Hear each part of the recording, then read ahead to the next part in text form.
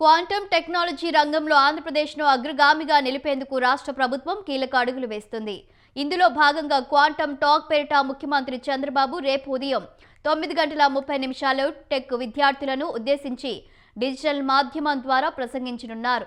Quantum IT కంపెనీలైన cubit, వైజర్లతో కలిసి AP ప్రభుత్వం నిర్వహిస్తున్న ఈ కార్యక్రమానికి అనూహ్య స్పందన లభించింది.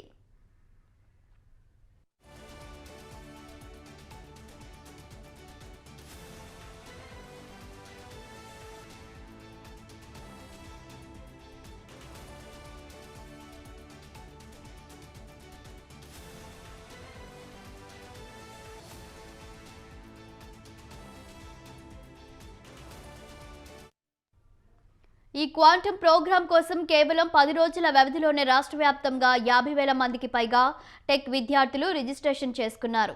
వీరిలో 51% మంది మహిళా విద్యార్థులే ఉండటం విశేషం.